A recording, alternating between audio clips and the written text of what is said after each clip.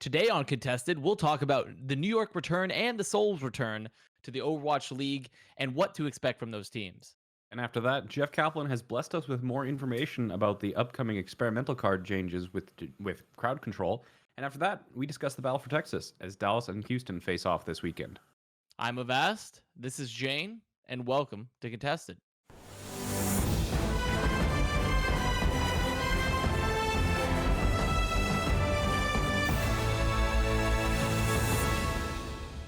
What's up, guys? We are once again not live from the Frontier Communications Studio in Dallas, Texas. We've repeated that a lot, and it's going to continue to happen.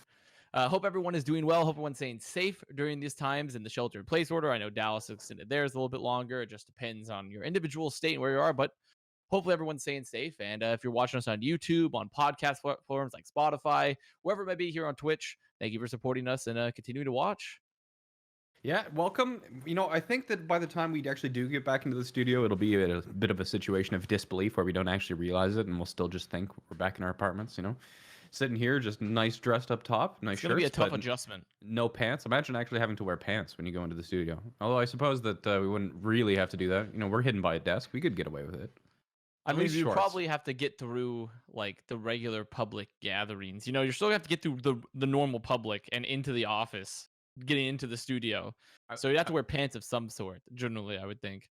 I mean, it's not what you do, it's what you get caught doing, right? So That's true. Better to ask for forgiveness than permission. You know, it's just it's always the fine line you have to walk there. But we do have a popping off of sorts. Yes. Yeah, we had the 60-second recap segment on Tuesday.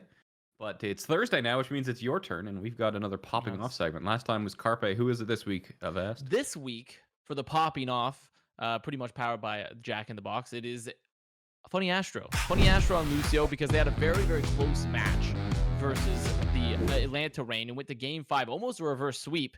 And on Map 5, on Ilios, it wasn't well, but rather it was Lighthouse. They were actually playing on the point here. They were trying to re-enter the point and retake. And this is a very important retake for the Philadelphia Fusion since the Reign were already owning the point. And Astro comes in, deletes Erster immediately, who was playing Junkrat looking to deny a lot of that damage, and then comes in right after the fight. The fight is by no means over because they were still at an unequal ult advantage there. They still hadn't won the fight completely in terms of the neutral game. And Astro gets a 3-man boop on the Atlanta Reign, taking them all at the map. So essentially getting a 4K during that fight and guaranteeing the retake for the Philadelphia Fusion. And that was honestly a play that not only guaranteed the fight win, but put them back in position to win the rest of that stage and the map. So that pop-off there for Astro pretty much guaranteed them to not get reverse swept by the Atlanta Reign. I'm personally disappointed that we didn't pick the quad kill from Gangnam Gym on the Nambani match. We got a quad kill with the Coalescence. It was supercharged too. I mean, it didn't require thinking like your play did. And Bongo-lessons, as I like to call it. I like to call it the Bongo-lessons. Because they generally do like they do the bongo with the Orisa and then Cole at the same time, so you have a lot of extra damage to follow up with it. But like, which I'm not sure, were they bongoing at the time when that Coalescence happened for Gundam? Yeah, they were. I think they were. Yeah. So the bongo lessons, I generally avoid using that one too often because it's not a high tier combo. It's not. It's like a good B plus combo. Yeah. But I just can't get that excited over the bongo lessons. You can't get excited over 4K bongo lessons. No, I just can't get that. If it was a 6K, then I'd be like, okay, it's too good to not do. But the 4K compared to a 4K Lucio, you're just way too biased towards plays that actually require skill. Yeah.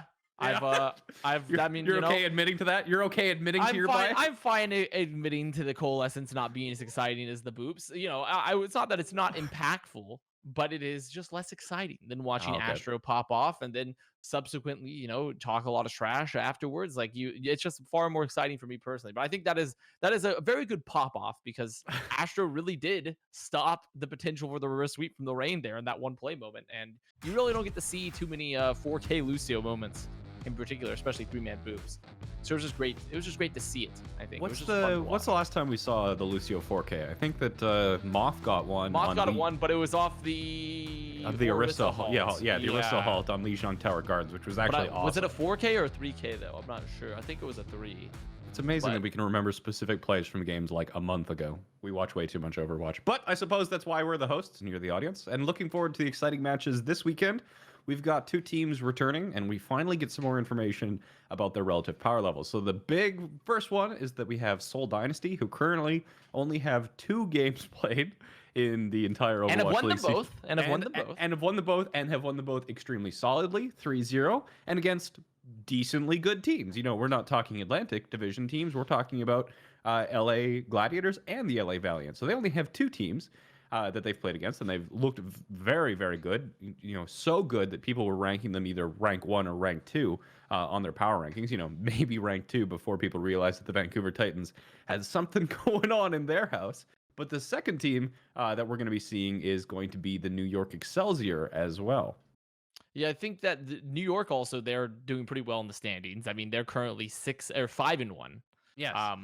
But in the Atlantic Division, which is already, Yes. and then on top of that, their initial schedule, on top of it just being the Atlantic Division in general, if you list off their wins one by one, it goes Boston, Houston, Mayhem, Justice. Yes. So, and then that's excluding, I think there was one more win before that too, which was, they beat London. So it has not been an extremely tough schedule for them at all, I would say, but it's exciting to finally see them back. And now that they're in a much tougher region, to see how they might perform in that region. And I think that longtime viewers of this show, can we say that now? We're on episode 12. Yeah, we could say that. How many OGs here from episode 1? Whoop, whoop. Anyway, so longtime viewers of this show will kind of know that I am biased very heavily against New York. I haven't liked their play. They didn't impress me. Their play looked lazy, especially for the caliber of a team that I know New York can be.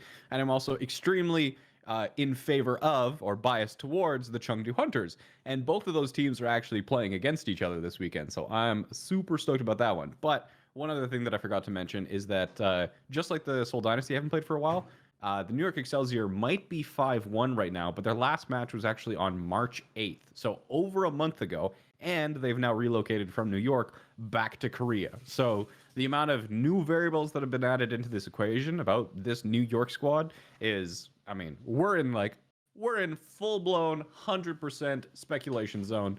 You know, facts, truth, evidence, none, Uncharted territory. Uncharted territory. I mean, I didn't even put them on my last iteration of power rankings. I literally didn't even put them because I hadn't seen them play so long. It's just not even worth it. It's just not even worth it to even attempt to do so. And I do find it funny that you say that New York play is very lazy and they're playing Hunters, who's like the opposite of lazy play, simply because they make themselves work so much harder by refusing to play like anything remotely meta at times.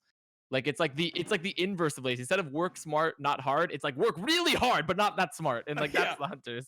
Yeah, and you've shown it like last time. I forget which game it was in where they played dive and it didn't really have a lot of success, so they swapped off it and did a more meta composition. But then in the post game interview, Jonak is like, "We still believe that dive is king." And like this week, you know, Tracer is banned, but so is Orisa and Moira.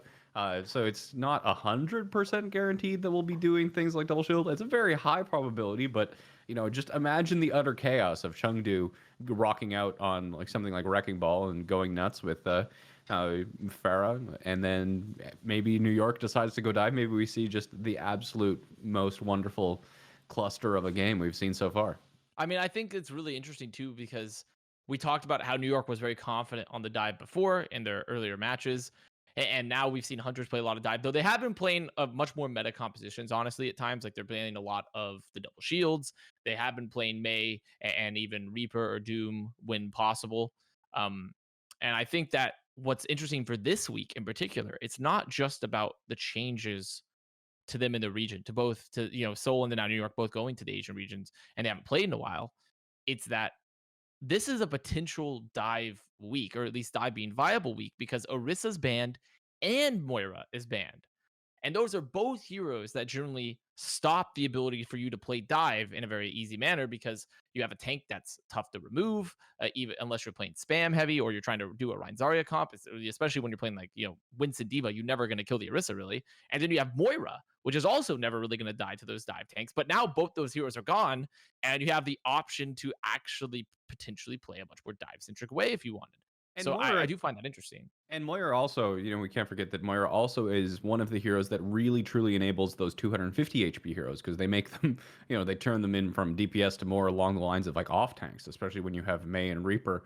They already have their cooldowns, both Wraith and Ice Block ice block respectively in order to try and keep themselves alive, a little bit more survivability. But when Moira's just there were so many times, especially in the Florida Mayhem match, where Gangnam Jin again, I watched that match over and over again, so I just have a ton of examples from the Florida Mayhem match. But Gangnam Jim in that positioning, just even without tanks, kept the Reaper and the Mei alive for so bloody long. So again, decreasing the viability of those more brawly DPS.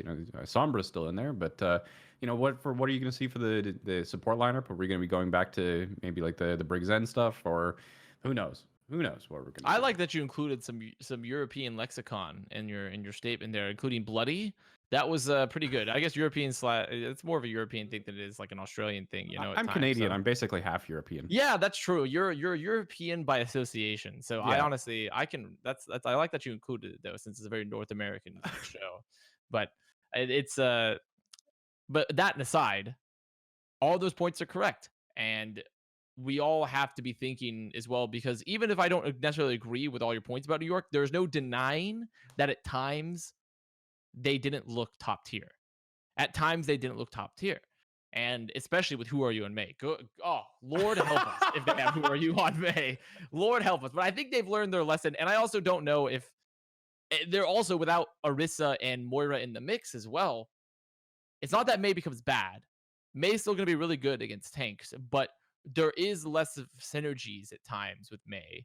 And also you can get punished harder for May, because when you don't have the Orisa and the Moira to sit there and sustain a bit and set up the combos and all those things, then even if you play May, but the other team decides to play like a double spam comp, the May is going to get no value now, because you don't have that sort of frontline wall that can sit there and take the damage. So your May can just get ready and just get someone off the dive or find someone on the flank or in the post fight.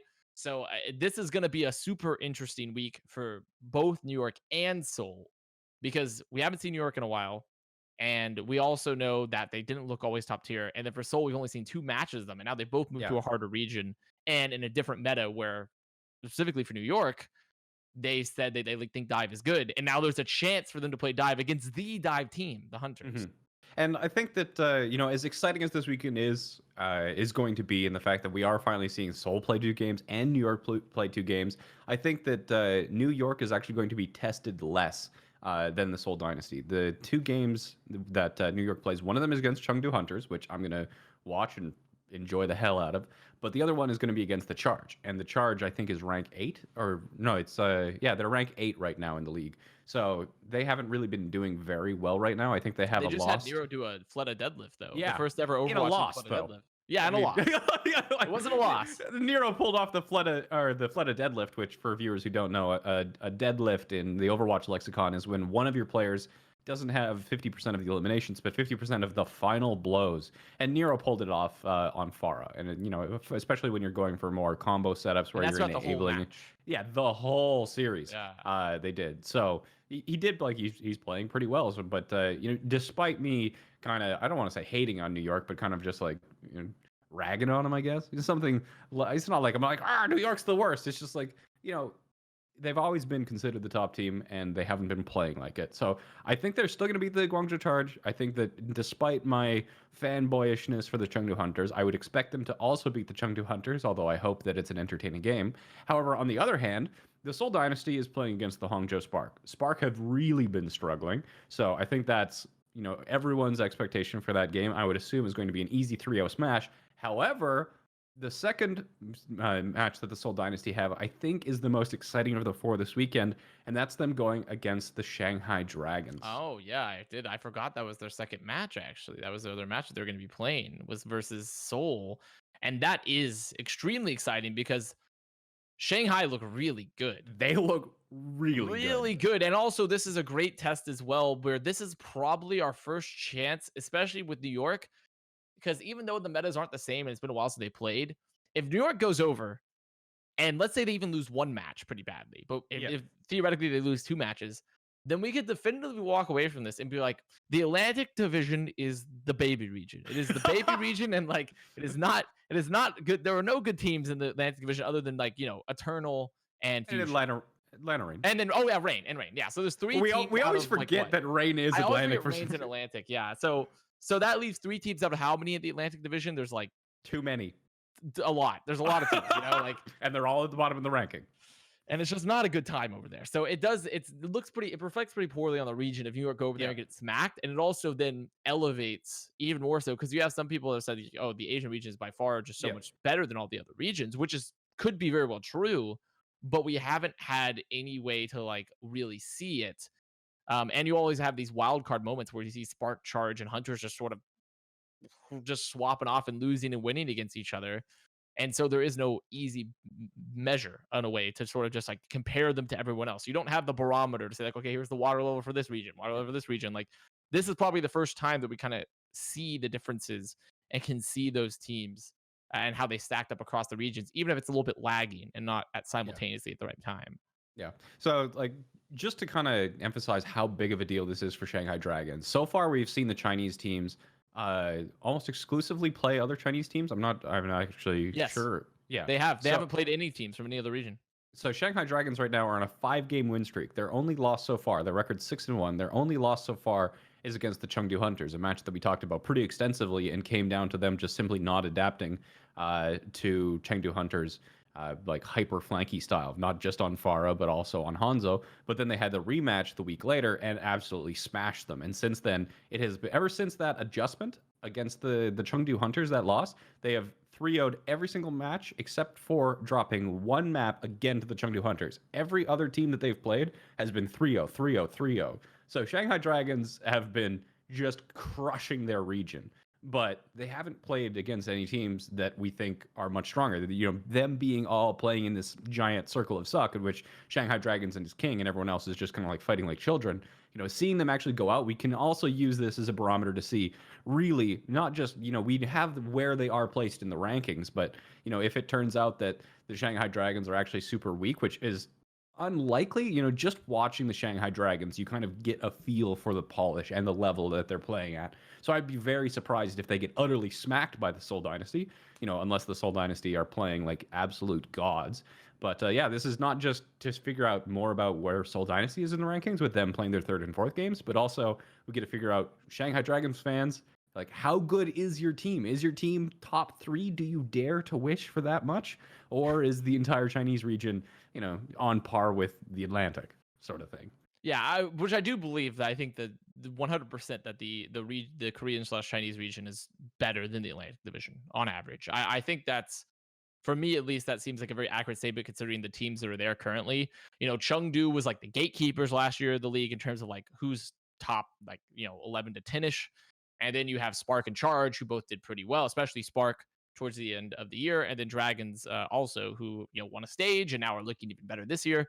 So I do think there is, and then now you've added Seoul and then even New York. So I do think, and then London's in there. London's technically there. They're supposed to play at some point, but we don't know when. When's the last time London played? I just keep forgetting they exist. The last time that the London Spitfire have played, March 1st against the Florida Mayhem. So it's been a bit. And they are technically there. It's been a bit. Yeah, so who knows where they're 8 weeks. Wow. Okay. Yeah, but before we do move on, there was a quick correction in the chat that Hunters in Charge have both played Vancouver Titans, so they haven't been completely region locked. That's true. And they beat them. Yes. And they beat them. Pretty bad. Yeah, so maybe, yeah. Anyway, that was the Vancouver Titans, which, of course, I'm sure, for those of you who have been listening to the community and the whispers on Twitter and Reddit, there's something going on with the Vancouver Titans. We've decided that it's not enough information to bother talking about. As soon as we know more about Vancouver Titans and their situation and what's going on, you're guaranteed we're going to be talking about it and discussing it on the show. But for now, it's just rumors, and we don't want to kind of add fuel to a fire when we're not sure one exists in the first place. But moving on from the New York Excelsior and the Seoul Dynasty, we've got our part 2 to the experimental CC changes coming in from Jeff Kaplan. I think that these are extremely interesting changes too, because we talked about them a bit and how we both wanted to see the direction before. Yeah. When it was announced they're going to do CC changes, everyone's like, "Oh, praise Jeff!" And then now Jeff with beard, praise Jeff with beard, and like everyone's like clapping in the streets. It's like the scene in Mad Max where the water starts flowing. Everyone's like, "Oh!" Like, and then now I actually saw the notes. I saw the notes for the CC, Jane, and you saw them too. And I would say that we were both wrong. We both got boomed. We were both wrong. Jeff, you've done it again. You've done it again, Jeff. Like when I was like, "Oh, CC changes. Yes, they can change it." And I'm like, whole hog knockback increased 20%.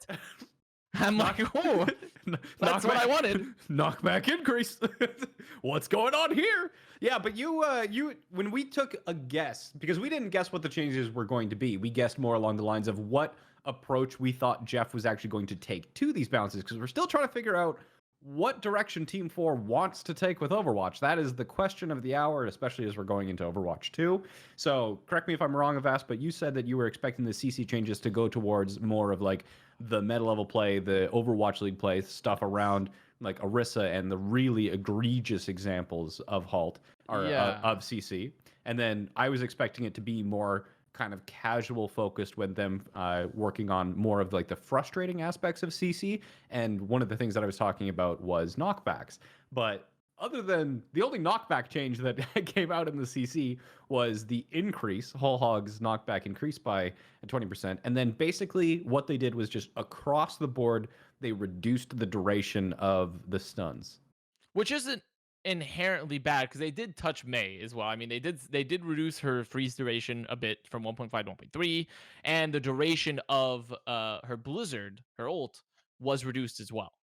So they did change CC across the board, but one of them was a buff, which Whole Hog. Which incidentally, the funny part about that is that incidentally, the Whole Hog buff means he does less damage now. Yeah, because you blow them away with a force of 1,000 winds. I was thinking about this. Is that this very, very much moves Roadhog away from like a damage ult, which I think that has been its primary use probably in like 80% of situations in the Overwatch League has been as a damage ult.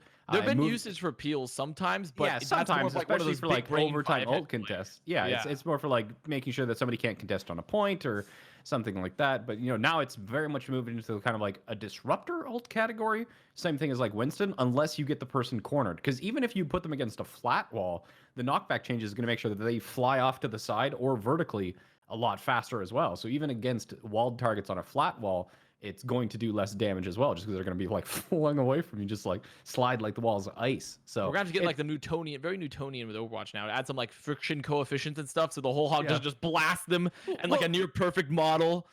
The thing I was thinking about it in the shower, and that's knows when you've been doing too much Overwatch. Once you start dreaming about Overwatch and thinking about it in the shower, too much Overwatch. But I was thinking like, well, couldn't they really just gonna apply the tech where it's like if it's against a wall, like if you get knocked back into a wall, you do extra damage, kind of like Doomfist Punch. They already have that tech. Like, it could kind of mitigate it and keep it where even if you hit them against a flat wall or corner, you can keep the extra knockback. While situationally, if they're not against a wall, you just get blown away with the force of 1,000 suns. But if you do hit a wall, you just kind of get like pinned there. It would be interesting to change. I think in general though, because so we're really focused on the Roadhog CC changes because it's just so ridiculous. Because it's like CC is such a problem, and it's like, okay, let's increase Roadhog's knockback. It's also just kind of funny because like I'm sure you had the same reaction that I did, where it's like we open this gigantic post and it's like, oh, I wonder what the changes are, and then you read that it's like Roadhog knockback increased by 20%, and I'm like, what are the rest of these changes? Like you have no idea what to expect from that way, and then it actually gets reasonable, and they just kind of like reduce stun. And overall, like the direction of that is consistent with sort of how they wanted to say where they wanted to touch CC across the board. But it is still disappointing, I think, for both of us, because I don't think because they didn't touch Orisa at all. 0 to Orisa. Orisa, and look at Jayne sneeze. Look at him go. And then, I hit the mute button. Yeah, he hit the mute button, though. But they didn't touch Orisa's halt at all, which is still arguably one of the strongest, if not the strongest part of her kit. Is not even the strongest. It's a hugely strong part of a kit, and it's strong even before combo. But like the halt combos were the reason that you saw the champions in season 1 winning. Am I correct? Which one was it that? No, not you were thinking of the halt dragon combo. Was that season 1 or season 2 finals? Season 1. It was season 1 finals. 2 they did play Orisa though. Season 2 was the double shield with Orisa as well. But season 1 they also played Orisa. And it was the inaugural finals. Inaugural finals. Yes. Like the defining combo of the inaugural finals was the halt. But they still had the combo for season 2 as well, because the combo, but it wasn't that same combo because it was maybe. Okay, so yeah, think about oh my god, wait, we have to take a second. Orisa has been in both grand finals with the Overwatch League after the meta not being Orisa for the majority of the season. Please put Orisa on the experimental card, please. Just take away her gun. Only give her halt and shield and supercharger. No shooting. Maybe. I mean, she's still probably pretty strong. So powerful. It's Is so only powerful. able to melee things. I hadn't even thought that blows me away, because if you think about it, the meta for both those seasons were not Orisa oriented really, and then both grand finals Yeah, whoever, it just goes to have show you, whoever Orisa. actually uses the halt combo correctly or figures out a way to use halt, wins the entire Overwatch League. Oh my god. Even now we're seeing things like halt, Baptiste, Fire Strike. That was a pretty defining moment before we actually saw the like the hero pools implemented. That was one of the combos that was finding the most success. So yeah, like pull is really strong. It's a really strong. But the point there was that they hadn't touched it. They didn't touch a pull in this at all. Zero. There was no pull touch. Like what? That's just a little odd to me, I'd say. And I get that they have touched. It's not like Orisa's nerf or halt has gone unnerfed at all, right? They have touched it in the past, but it's clearly not enough, or they need to change something else, because it's still extremely strong. And people and players from really all skill levels, but particularly the pro play, say that the halt is still insanely good, because so many the best teams currently throughout the season have been teams that have still utilized the halt to the most effectiveness. And like, what is the counter to halt other than defense matrix? Like, halt still goes through shield. That's the easiest nerf on the planet. Just make it so halt can't go through shields. I don't know why this is hard. It's a tough one. And then on top of that, they did change May, but I find it hard to believe that these changes are going to be exactly what we want. Changes are better than no changes. Yeah. In general. And I do like the idea of scaling back CC across the board. Well, except for Roadhog. But also you then have to take into account that all balance isn't like I think there's been a problem with Overwatch in particular, is that balance is never a bubble, right? Like, it's not like some sort of like you change one thing and then it just only changes that thing, and that's how you want to adjust it. Balancing is extremely complicated. Like, this is the reason why theory crafting just doesn't work. It's like, you might be able to theory craft what the next iteration in this very complex system is, right? But then, once it reaches that, it's probably not a steady state and something else is going to happen, right? Balancing is incredibly complicated. But one other thing is that, yes, in chat, I see that they also didn't touch May's multi-freeze, which was another massive candidate for it. And one of the things that I was thinking that they might, brain fart, give me a second. So we're talking about kind of the more highly competitive stuff that they might look at in order to adjust the power level of CC. They are touching kind of more of that loss of control stuff. But in terms of the loss of control, I thought they'd move towards making kind of the weirder parts of CC less frustrating and maybe more consistent. I talked about the wrecking ball double and triple boop, and then they already made the change to stuns where it's like if there's 2 stuns applied, now they don't go longer. It's still So I thought they would maybe look at doing that change for knockback as well, where if a person gets double knockbacked, it doesn't just like actually fling them across the map or something like that, because the fact that somebody just gets launched even farther if they're already traveling in the same direction, like the amount of movement, the amount of value for displacement that you can have off of that is... That literally won Hunters a match versus the Titans. It literally won them a match. On Eichenwald's second, they double boot Fissure with ball, and then or no, it wasn't with ball. It was Evital came in, boot Fissure as Lucio, and then the ball after that displacement was able to boot Fissure again, and that killed him, and they lost that point. Like, it literally lost the Titans a series potentially. Yeah, there's a lot of like really weird combinations where if just 2 things hit you in the right way, it's like instead of being sent, like 5 meters, you get sent like 50 just across the map. And they are kind of, they're kind of the uncontrollable situations in fight when these weird interactions do occur. And we talked about it last week, where this is also one of the reasons why we are seeing kind of less dive, even though it might have a potential higher power level. There are so many like weird interactions where if you are kind of like in the weeds about something, there's fewer variables for your control and more of this weird stuff can occur, which makes it riskier. But going back to kind of the direction that Jeff actually did take with this, I was thinking about it in terms of like what is the most... So instead of trying to think about it in terms of like paradigms, if we're thinking about this in terms of what is the easiest thing for Team 4 to do to see whether it has a difference, I think the answer comes down to this is what they do. It's a first step. They get to very easily just reduce everything instead of trying to change the spaghetti code that is the Overwatch game engine or introduce new mechanics or change the functionality of systems like May multi-freeze, if they just reduce the duration of it, maybe it helps. I think it is still a much more casual focused change, even though it's not kind of casual focused in the way that I was expecting or wanting. But as long as this isn't the end all be all to their plans to adjust CC, I think it'll be okay. It's just maybe less grandiose than you or I had hoped for a first round pass.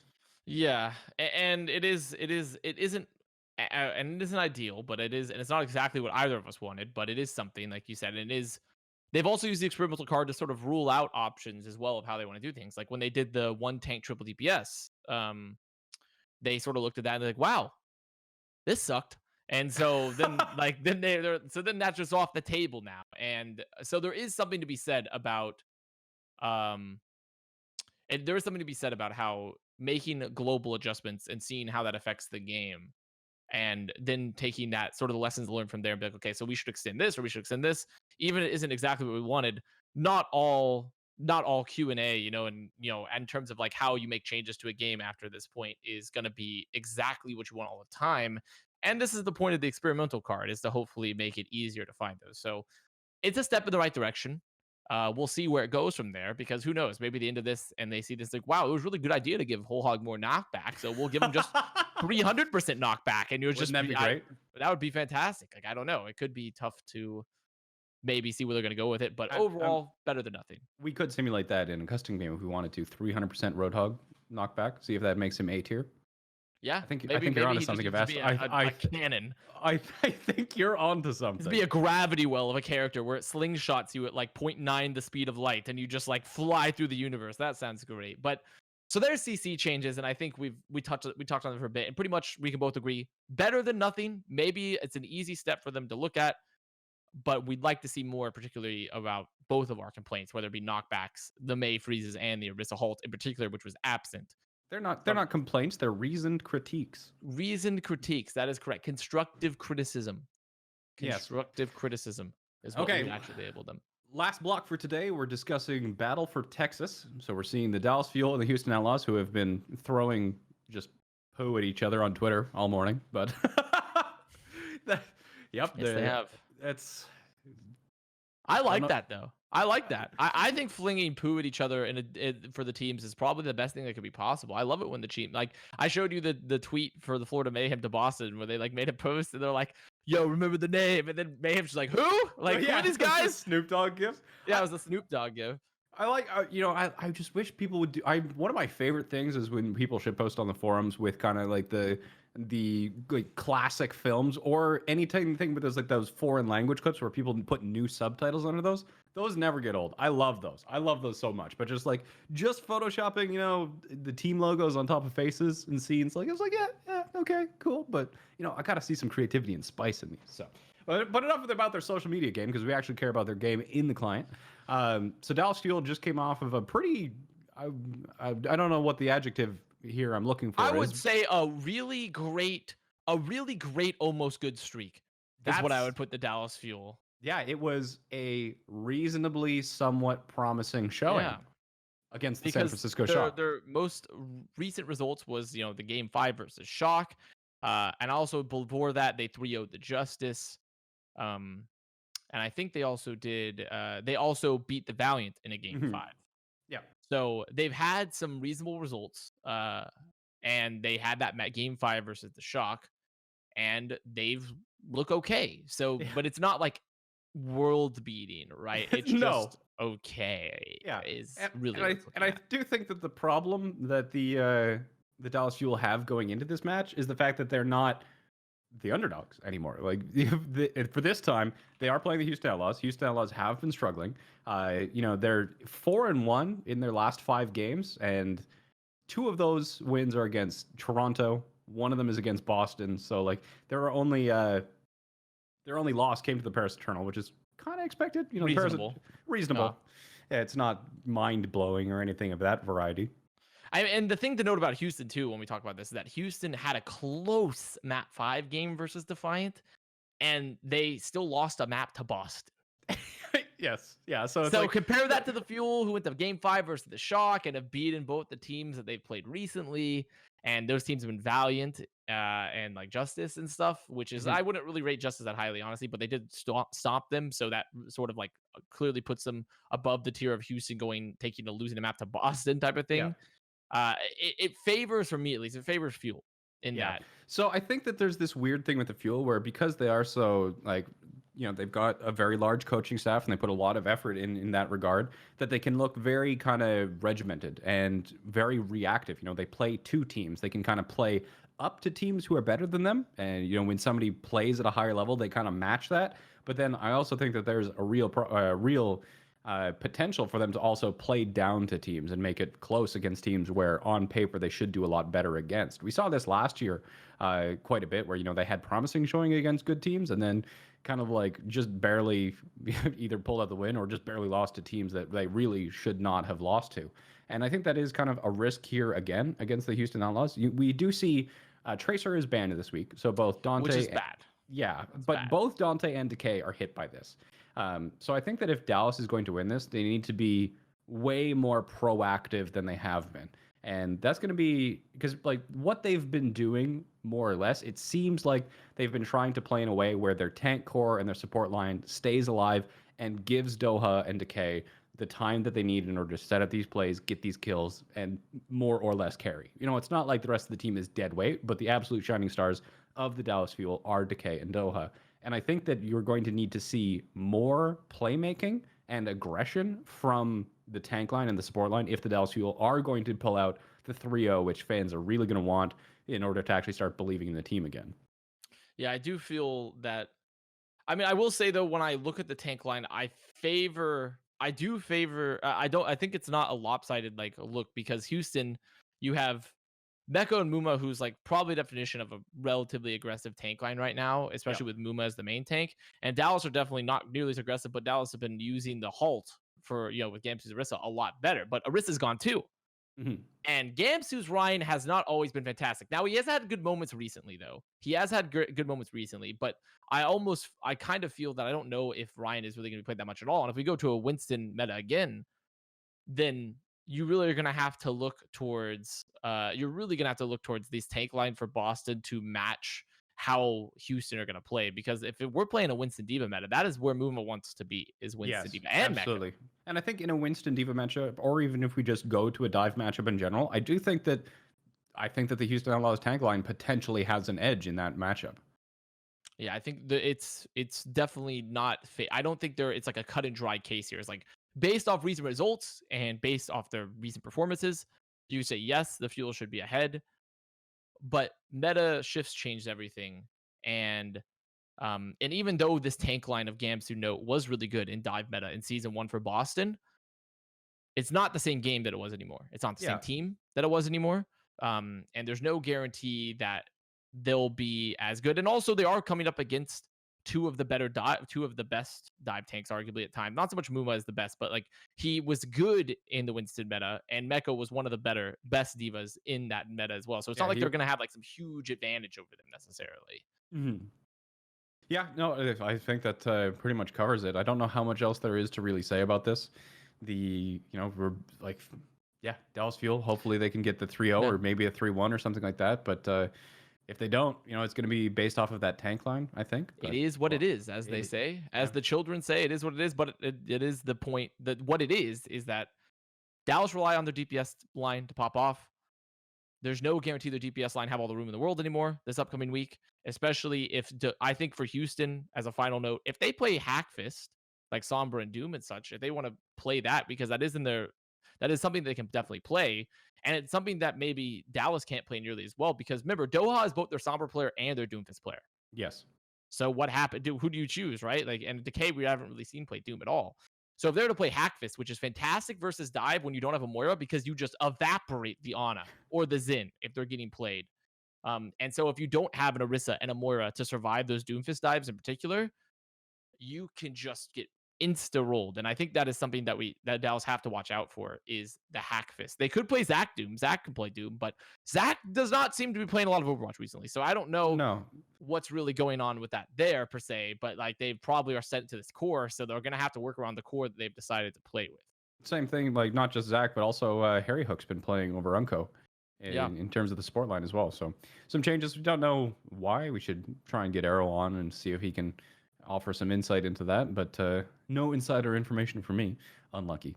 So last week, though, or not last week, last Tuesday, we were talking about the Echo bans, and we asked people to write in to see what they thought about the Echo Ultimate. I think that what did I forget what I only remember my meme question. I don't remember what we actually asked for the proper mailbag. Our mailbag question was sort of what do they feel about Echo in general. Yeah, and then you biased them by saying that it was an amazing and then ultimate. it was about the ult. Yeah, and then we asked it about like the ult, and the bias was like, what do you want? Echo's ult is really good. And then you're like, well, I'm gonna counter bias, and why is Echo's ult really bad? And that was like that was pretty much how we went it down. It was like about Echo general and also about the ult. We did pull out 2 really good comments though. Did you want to start Avast or do you want me to? Well, here I'm gonna tell you something, and this is really important. And then that I just clicked on the mailbag link, and here it is. So now I can read mailbag comments. Take it away then. So yeah, now I can do that, and I'll go with the first one because I like the name for the first mailbag comment. Because the first mailbag comment is from someone named Saucy Seducer. Saucy Seducer. I like it. Saucy Seducer. You need to get your ASMR mic out for this one. This is my ASMR. I mean, I don't know what else other mics, but Echo may or may not be busted. Who knows? I think the more important thing is that her design feels amazing. She has fun movement, unique abilities with different use cases. Beam could be used for shield break or to confirm a kill. A lot of individual agency, and currently seems able to take on very different playstyles, like Tracer, all which are ways I want to see the game go instead of characters like Moira and Orisa, which feel kind of trash to play unless you enjoy siphoning ELO from Genji main. I like that. I like that statement. There's a bit of salt in that. That's the kind of statement that comes from a person who actually bleeds Elo like crazy to Genji one tricks. And then they go on to talk about they'd rather have over-kitted heroes as opposed to under-kitted, because it's better to have heroes that feel very impactful versus heroes that feel like you're sort of just flinging wet noodles against the wall type of thing. From a gameplay perspective, I want to press a lot of buttons and do stuff. And then her ult is really interesting, but I feel like there's a couple potential issues with her ult. She is really hard to kill. If she is low, she can just ult up to full, potentially becoming a tank while doing so. And if she dies in ult, she exists with full health. She exits with full health. She can also charge fight when the ultimate's like Flux Grab beat very easily. And pretty much, I think that from the basis of this comp, or the basis from this post from the Aussie users, they think Echo is overall very good. They think their ult is great, but has problems with the balance around it. And I tend to agree with all those points. Because I kind of was hyperbolic in a sense with my thoughts on the ult for Echo. I feel because I like to be dramatic sometimes. Okay, I have a flair for the dramatic, but the point is that she is definitely a good direction for character design to go in, and I think we both agreed on this early. The last time we talked about it is that it's better to have a hero that feels very engaging to play and can have a lot of impact and agency, and is also unique. But also the interesting part too about Echo is that she fills a role that Pharah sort of does in a way. Not the exact same role, but she is a flying hero with a lot of ability that is able to attack from multiple angles and do decent amounts of burst damage like Pharah can. And unlike Pharah, though, is that she's faster and also, if we're being real, just a lot better. She's just a lot better than Pharah currently. The only thing that Pharah really has over is that she has far better long range spam and she has some knockback, but that's about it.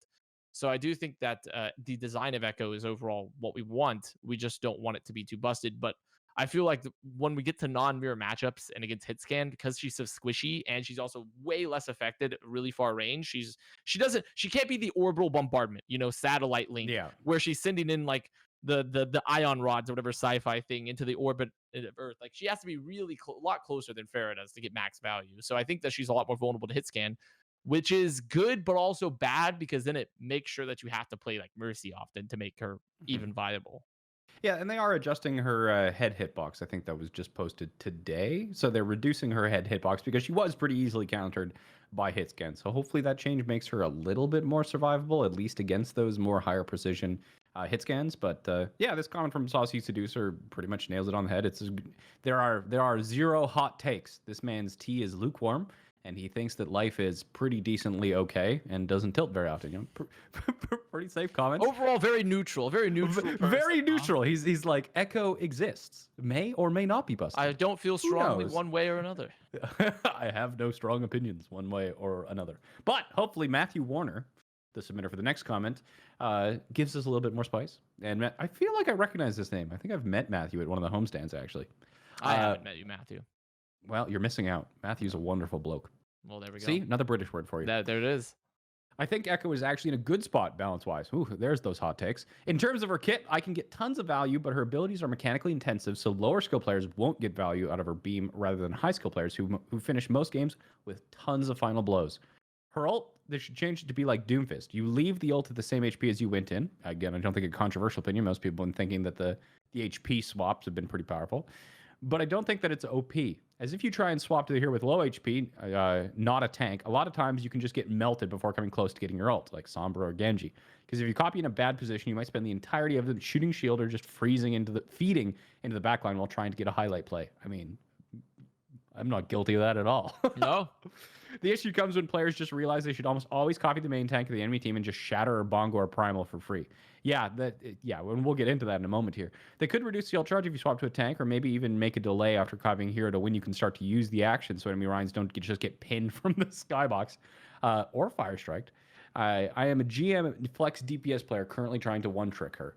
Yeah, so this is talking where the power of the duplication, especially since you are on a time limit in order to get your ultimate. Like the tank ultimates really seem to be the primary candidate for this. And there was actually a clip where Custa on Echo like flew over the rooftop on Havana, duplicated the Reinhardt, and while he was falling from the sky, he launched a fire strike, which got him his ultimate before he landed on the ground. And so he landed on the ground, having just gotten a transformation with Earth Shatter. And of course, he's flying, so he's silent. So it was kind of like, in a split second, the team went from just being totally fine to getting fire strike from nowhere and then just shattered from behind for a 5-man shatter. Like it's some of those plays get pretty crazy. And when you are duplicating anything other than a tank, you have to play a little bit more careful instead of just being aggressive and trading for more ult charge and more resources, which you basically just got for free. Like, you know, if you think about the GOATS composition where entire fight wins and fight losses came off of individual cooldowns, you know, an ultimate like this, it gives you not only more cooldowns to use in order to trade resources, but also an additional ultimate that you just don't care about. So the amount of tempo and resources that it grants for copying a frontline tank is pretty crazy. It's true. And also the an interesting addition, and I learned recently, is that if you're a summoner class on the Overwatch, and summoner class being someone that actually puts out something and then it's separate from your character. So let's say a bongo for Orisa. You're able to put out the bongo, or Diva Bomb. The interesting part for those is that when you echo ult, the bongo and the bomb exist after the ult ends. So your duplicated bongo, Orisa bongo, still lasts a little bit after your ult ends. Oh. And you still get damage boost. And the same goes for the Diva Bomb too. Your Diva Bomb will still activate and go out even after the ult is done. So you can still send out that Diva Bomb after your ult is finished. Wait, does that mean that a Torbjorn turret will stay up permanently if Echo? I'm not sure about Torb turret though. That's one of the things I'm not sure. One of the interactions I'm not sure about. But bongo and bomb, I have both seen firsthand that the Diva Bomb will finish after the ult, and so will the bongo. So I find that people in chat are saying it's 3 to 4 seconds or sometimes after the ult ends, which is crazy if you really think about how much extra value that gives to you off the Echo ult. And I think that is something that's probably going to have to be adjusted, because it does, like you said, it gravitates towards tank play at times, especially in coordinated fights. Now, I don't think it's impossible, though, because in particular, let's take, for example, Brigida. I saw, like, when I played Rascal in the Echo tournament, what Rascal did one time was he copied the enemy team's Brigida as they dove us, came down his Brig, and then swung like 2 mace flails and had rally to counter the dive. Yeah, like, that's crazy strong. That's so unbelievably strong. Yeah, not only do you have the Brigida just for the anti-dive potential as well, but and that's one of the things that the 3 things that are the most powerful in Overwatch, I would say, is mobility, scouting, and opportunity. And you just have so many different options and opportunities with Echo. You've got your ultimate, but your ultimate can become 6 different ultimates, which can be used in however many different ways. Like the creativity that you have potentially on Echo, whatever its power level is, just the fact that it can be used in so many different ways and is so many different things really is a strength of its own. And also leads back to another point of she's still not very good without Mercy though, because of all the hit scan damage, and it loops back into other arguments we've had about how much damage there is in the game. So we take Echo, which is a really interesting hero, but then you have characters like Diva or all the hit scan heroes like Widow and McCree and even Ashe now. You run into the fact that this hero is really interesting, but she dies really, really quickly. Mm-hmm. And she falls into the same category as Pharah, that she needs an enabler with Mercy. Yeah. But then you get into the trap of, okay, we're playing Pharah Mercy, and we have to sort of hope that the rest of our team lives as we operate in the skybox, because of the fact that when you have that combo up, you're pretty much down 2 players on the field. Those 2 players are not helping you in your overall fight and in the rush if they're playing like a rush comp or a dive. They're very just doing their own thing and hoping to get picks and damage on their own. So, which is like pretty kind of a big, I think, problem and corner that heroes like Pharah and now Echo is getting forced into. From the little that I've seen, one of the biggest weaknesses of Echo is her inability to make and take space on her own. Unless there's something like, an unsupported Ashe or something like that. If it's 1v2, if it's Ashe versus Mercy and Echo, then it's probably going to be even, if not against that Ashe on the high ground. But unless you have the team that is actually able to pressure while you are having your 2 characters off in the sky somewhere, and again not being able to play as kind of gunship style Pharah, where it's just like you're a mile away but still spamming this AoE, especially since Pharah's AoE just got buffed too, so she's even better at that than Echo is. But yeah, and then we actually had one other comment, because you biased people towards being really good, or Echo's ultimate being really good, and then I challenged people to come up with reasons why Echo's ultimate is actually the worst in the game, and one person actually took up our challenge, but they didn't respond to us on YouTube, which most people, if you are interacting with any of our mailbags and we ask you a question, the primary place we're looking is in the comments section on YouTube. However, I was looking through Reddit, and somebody actually responded to our mailbag question by posting a thread on the competitive Overwatch subreddit. And I thought that was wonderful, because a whole bunch of people were really confused and really quite angry that somebody was arguing that that Echo ult was actually the worst in the game. So to our boy Homebound11, shout out to you for having the balls to post this on Reddit. I'm going to read out his argument about why Echo's ultimate is the worst in the game. All right, let's hear it. Okay, so he says, Echo's ult, while fun and interesting, has one substantial weakness and makes it potentially the worst in the game: an inability to pre-strategize. Echo's ult is good when it comes to survivability and ability to engage and disengage, but when it comes to being able to set yourself up and win teamfights, it is not one that can be adequately planned on ahead of time, particularly before the game. Think of any other hero in the game and their ultimate, and tell me a way that they can be comboed with another hero. Even heroes that have what could be considered a weak ultimate, it still has a combo that you could center an entire composition around. High Noon plus Gravitic Flux, Molten Core plus Graviton Surge, Valkyrie Nano Boost, Genji Blade, even Nano plus Bob does 180 DPS, so most low health heroes will fall quickly if they have lost any health already. And now you look at Echo, a slow charging ult, an ult that you need to farm while using it, the inability to go aggressive when ulting. When nearly every other ult in the game, it allows you to go aggressive, and Echo's does the opposite. No immediate effect from your ultimate because you need to farm up your ult. And on top of all that, your ult is dependent on what the other team has. If they have characters that cannot combo with what you have, or you cannot get an ult from using Echo's ult, you've lost value and returned to your natural state.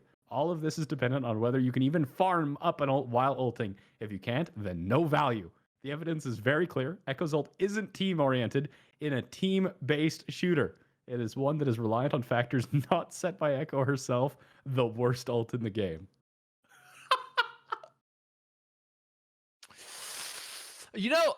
I'm gonna respect the hustle. I'm gonna respect.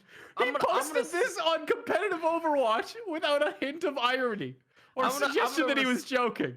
I'm gonna respect the hustle from making the comment. I'm gonna respect that's what I'm gonna do. This is sort of, I'm gonna respect the hustle. Okay, so it's like when I see someone. This is a lot like my first day I did an internship a while back. It was a couple years ago. And my first day, I wrote a script to essentially pull all these text files. And I was like, oh God, I'm such a genius. I went to my boss, like, this is going to change our workflow entirely because now we have all these text files that we need to pull. And I wrote a script a bat script that will pull it all in and we can read it. And then she's like, I like your initiative, but we already have something that does this, and you just didn't know the tool existed. And I was like, oh, I didn't know. And that's how I feel about that comment. Yeah. That's how I feel about that comment right there, was that in that it just doesn't it contains things that may be sort of true, but then it relies upon stuff that doesn't already exist, because yes, it sort of is reliant on what the enemy team plays, but that's almost assuming that the enemy team will never have good heroes for you to copy. But that's like, well, is the enemy team in Spawn going to be like, guys, they're playing Echo, everyone quick, Sim, Junkrat, Zarya, Hog, quick, do not pick any good heroes. Don't pick what might be remotely meta. We need to counter the Echoes. So we need to counter the Echo ultimate. But the reality is that there's always going to be a hero in particular top of a play that is going to be copyable and easily getting value from. And also really good players are also going to still be able to find value even from not ideal copy targets, right? Like we brought up the Echo, like I just brought up the Rascal Brigida one. Like imagine a fight where they're playing Brigida to counter your dive and you just copy the Brigida and then you airdrop a Brigida that has rally onto them now, right? There's always going to be options to get value to the Echo though. So I think there are some good points in there and that you can't pre-plan with it, but you sort of can, because the option could just be, okay, I'm going to Echo ult Riot or Zarya, and you can still perform the exact same combos, because not like Echo creates some sort of weird, some weird Sphinx-like creature that doesn't have any ult that we've never seen before. They're just copying existing heroes. And so you could just use the existing ults from the heroes. And he makes that point himself, is that even if you do, even the weak ultimates have combos, right? So. Yeah, he himself has acknowledged that the weak ults have combos, and so you're still gonna getting the same exact ults, but just with Echo, and it's a free ult. This thread is everything I hate about theory crafting posts, just in general. Whenever somebody kind of like speaks as if something is extremely factual and straw mans their arguments and not even pointing out the potential flaws or anything, and especially like posts like this generally. Well, we can't roast him too hard, Jayne, because remember we did ask. I'm not roasting him. Like, you're not. No, I mean, it sounded like a roast. I assume he's not serious. Oh, okay. Well. I don't know. I don't know. Maybe he's not serious. I don't know. These are the kind of posts where if you inverted the adjectives and made everything a positive instead of a negative, most people would still be like, seems reasonable. Like, let's give it a shot. It's like he's in chat. Brandon Ellsbury saying that they're homebound 11. Do they get a high five? Well, yeah. Are you serious? Are you serious about this post, or are you baiting Reddit? Because I'm giving you a devil's advocate. I need to know. I need to know right away. Okay. Do you actually believe Echo's ultimate is the worst in the game? Because if it is, then I still respect it either way. Even if it's a devil's advocate, I still respect making the argument, right? Like, because that was what we asked. He says yay to getting a high five, but he hasn't confessed to his true beliefs yet. Fuck no. Oh, okay. Yes. Well, see, this was the greatest post ever. Like, if you take this post and you reverse it, it reads like the same. So it's like Echo's ult, while fun and interesting, has one strength that makes it potentially the best in the game: an ability to pre-strategize. Echo's ult is good when it comes to survivability and an ability to engage and disengage. And when it comes to being able to set yourself up and win team fight, it's one that works regardless of any plans ahead of time, particularly on the fly. Like, if you just invert it, it still reads like an argument for the worst part about that is I wouldn't have differentiated that from any other Reddit comment. Like, I could have legitimately seen that post and be like, this guy is entirely serious. But he had to tell me in chat now that he's not serious, but I just would have thought it was. Yeah, I mean, like, the fact that he specifically responded to Mailbag and put it in a public place, and the fact that we asked people to do this, I was pretty sure it was bait, especially with the amount of people who actually fell for it in the Reddit thread. So when I saw this thread, I had a hearty chuckle for like 30 minutes. This was the highlight of my day when I saw this thread. Well, excellent. Excellent. Yeah. Well done playing devil's advocate there. Clap, Brandon. Yeah, clap. You did great. You did great. But overall, this was I think we're strongly in the I category though. After the other comments on our own, I think Echo's ult is strongly in the I category if it is very good. Yeah. Or I believe it is very good. So that's I think that's where we're sort of shifting towards in the natural direction. And it really makes me want to make all future bags have to be make bait posts on Reddit. Yeah, honestly, that's so good. That was so good. If we just every time we have to make sure that people post positive and negative comments in favor of the No, of what's being argued? one of our weeks we just have to have a contest where somewhere throughout the week somebody has to post a bad opinion on Reddit, and the person who gets the most amount of upvotes or comments wins. Oh, we should make a that should 100% be a segment of like just, but it can't be like something like it can't just be like something stupid like like and we Titans can't, are exploding or something. Like it has to be like know, something game based, like a game based. and we couldn't actually dictate the topic because like 20 people trying to bait Reddit with the same thread is going to get caught out. So yeah, people would have to be creative and come up with their own then topic. We'll get banned from the subreddit. Then our content will get banned from our competitive Reddit. We don't want that to happen necessarily. Well, we should actually seriously consider making a segment like that because that seems like way too much fun. But we did have a different idea for a much less exciting and entertaining idea while we figure out whether or not we can pull some shenanigans on Reddit without getting banned.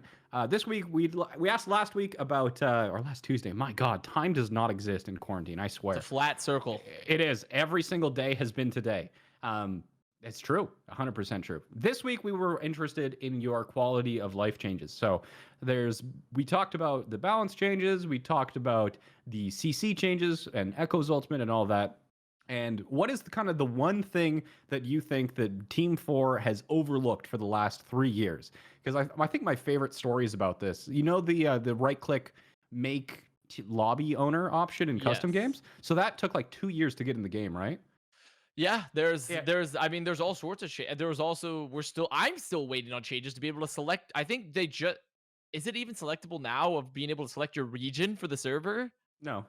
It's still not? Yeah, there's still no region selector. Yeah, it's but still no region select. But the craziest thing about the make lobby owner thing, because if somebody left and it went randomly and you had to leave to get it to be the right person before, the way that got changed is after people were complaining about it for like 2 years or something like that, somebody finally just posted it in the Overwatch League feedback channel, and like I guess the right developer or the right engineer saw it and changed it that day. It's just like the feedback had never reached them that they wanted this make lobby owner option. Yeah, so they just changed it in one day. It gets overlooked, right? And they did add that developer things update, get missed. Right? Because it was the developer update that went out for the communication wheel, and they also added the priority queue, which is people talked about. So if you're DPS and you've been queuing for like 20 minutes and your game gets canceled, you get put in priority queue. So that's actually good. But then brought us on the topic of this mailbag. So whatever other quality of life changes you might like to see is what we're really interested in, because also on what Jayne just said is that sometimes a change might just go like no one's thinking of it, or if they've been thinking of it, just hasn't reached the right people. And I know for us, at least, I have a very direct communication with the devs, and that's whenever I send them a letter, they just throw it right into the trash, and they don't listen to anything I say. So I'll make sure to get your suggestion to them so they can immediately throw it in the furnace. It will be at least closer in proximity than it would have been otherwise. Their trash can is still one step closer. But that is your call to actions for this week. That is what we want you to do, is tell us about quality life. And that is today's episode. Whether you're watching us on Twitch, YouTube, or Twitter, well, that would be watching us live. We, of course, see your chats. Even that one guy who randomly shout out the Chicago Huntsman on Twitter. I see you. Hey, I respect you. I like the Chicago Huntsman. They have scump. Wrong league, but hoorah, my brother. Anyway, so if you're watching live, thanks for joining us. I really appreciate it. Chat's been super active and popping lately, and it's always so much more fun to interact with an engaged chat. So thank you to all of you. Hope you guys are enjoying the episodes. We're always trying to improve and make it better. And if you're watching this pre-recorded on your favorite podcasting platform like Spotify or Apple, well, I hope you're having a fantastic day. Next episode is Tuesday at 5 p.m. Central. Enjoy the games this weekend. I'm Jayne. This is Avast, and this has been Contested.